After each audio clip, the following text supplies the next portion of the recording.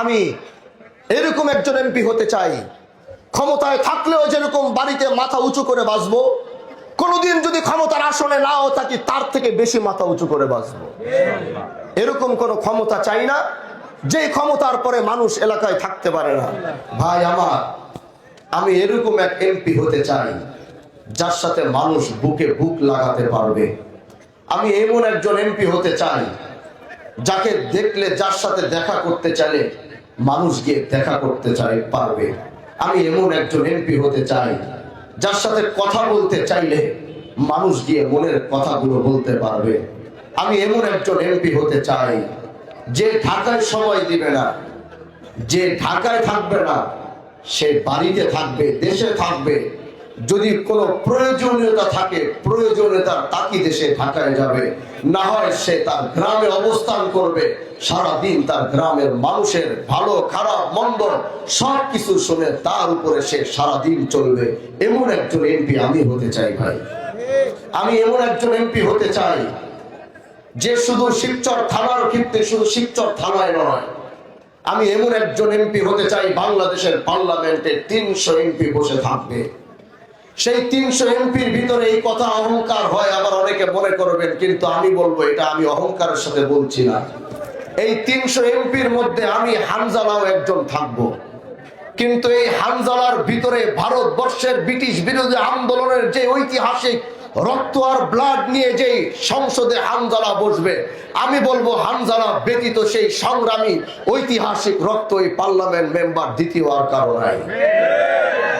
এই কথাটি অহংকারের সাথে বলি নাই, এই কথাটি আমি আমার বংশ এবং এই দেশের ঐতিহ্য আর এই দেশের আদি, এই দেশের অস্তিত্ব রক্ষা করার যে সংগ্রাম আমার পরিবার করেছিল, আমি সেই রক্ত নিয়ে আজ বাংলাদেশ পার্লামেন্টে দাঁড়াবো। হাজী শরীয়তুল্লাহর বংশ, এই দেশে রয়্যাল ফ্যামিলি হতো। হাজী শরীয়তুল্লাহর পরিবারের গাড়ির নাম্বার প্লেট থাকতো আলাদা, তার ফ্ল্যাগ থাকতো আলাদা, তাদের চলাফেরার সব থাকতো আলাদা। কিন্তু এই বাংলাদেশ হাজী শরীয়তুল্লাহর বংশকে সেই মর্যাদা কোনোদিন দিতে পারে নাই। যদি আমরা আজকে থাইল্যান্ডে হতাম, যদি আজকে আমরা ইন্দোনেশিয়ার হতাম, যদি আজকে আমরা মালয়েশিয়ার হতাম, যদি আজকে আমরা সিঙ্গাপুরের হতাম, তাহলে হাজী শরীয়তুল্লাহর পরিবার যদি ওই রকম কোন দেশে থাকতো, তাহলে সেই দেশের রয়্যাল ফ্যামিলি থাকতো। কারণ কি?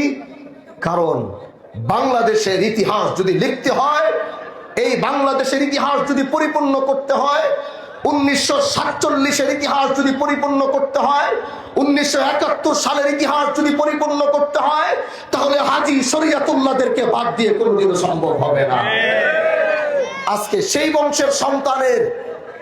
বংশের সন্তানকে আপনারা ইজ্জত আর সম্মান দিয়ে, যেটা রাষ্ট্র দিতে পারে নাই, যেটা বাংলাদেশের সংবিধান দিতে পারে নাই, যেটা বাংলাদেশের আইন দিতে পারে নাই, কিন্তু সেটা শিবচরের মানুষ দিয়ে হাজী শরীয়তুল্লাহ সন্তানকে সেই সম্মান দিয়েছে, সেই রেসপেক্ট দিয়েছে, সেই ইজ্জত দিয়ে তারা শিবচর থেকে জাতীয় সংসদে পাঠিয়েছে। আমি এই শিবচরের মানুষকে বলতে চাই, রাষ্ট্র যেটা দিতে পারে নাই, সংবিধান যেটা দিতে পারে নাই, সেটা আপনারা দিয়েছেন। এজন্য হাজী শরীয়তুল্লাহ সন্তান হিসাবে বলে যাচ্ছি যে আস্থার ভরসার জায়গা থেকে আপনারা সম্মান করে আমাকে জাতীয় সংসদে পাঠিয়েছেন। আমি শুধু আপনাদের কণ্ঠ হয়ে কথা বলবো না, হানজালা গোটা বাংলাদেশের মানুষের কণ্ঠ হয়ে জাতীয় সংসদ থেকে কথা বলবে। প্রিয় দোস্ত আমার, প্রিয় ভাইরা আমার, আমি এরকম একজন নেতা হতে চাই, আমি এরকম একজন এমপি হতে চাই, আমি আপনাদের এরকম একজন ভাতিজা হতে চাই, আমি আপনাদের এরকম একজন ভাই হতে চাই, যিনি নিজেও আদর্শের উপরে ঠিক থাকবে, তার সাথেও যারা চলবে তারাও আদর্শের উপরে ঠিক থাকবে। আপনারা দেখেছেন, একজন রাষ্ট্রপ্রধানের বদনাম হয় তার নেতৃবৃন্দর কারণে, একজন মন্ত্রীর বদনাম হয় তার নেতৃবৃন্দর, তার আত্মীয় স্বজন নেতৃবৃন্দর কারণে, একজন এমপির বদনাম হয় তার নেতৃবৃন্দ, তার আত্মীয় স্বজনের কারণে, একজন চেয়ারম্যানের বদনাম হয় তার আশেপাশের মানুষগুলোর কারণে। এই সব কিছু দেখা আমাদের শেষ। এখন আমরাও যদি সেই একই ট্র্যাকের উপরে হাঁটবো, আমরাও যদি সেই একই ট্র্যাকের উপরে চলবো, তাহলে তাদের সাথে তো হামজালাদের কোনো পার্থক্য থাকবে না।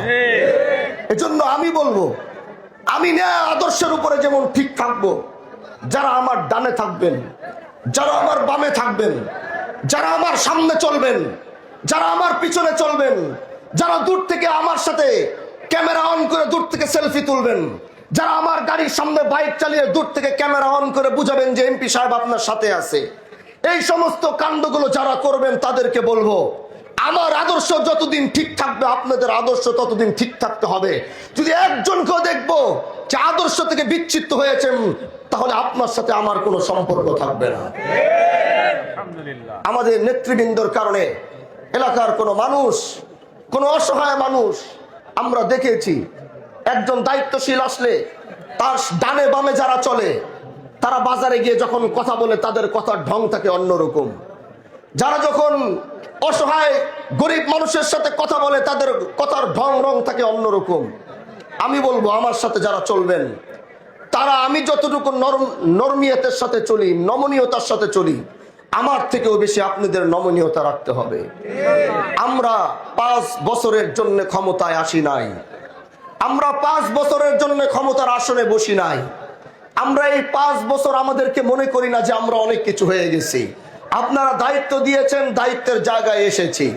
যদি এই ন্যায় এবং ইনসাফের পথে থাকতে গিয়ে আপনার আমাকে ভালো লাগলে আলহামদুলিল্লাহ, যদি ভালো নাও লাগে তাও আমার কোনো সমস্যা নাই।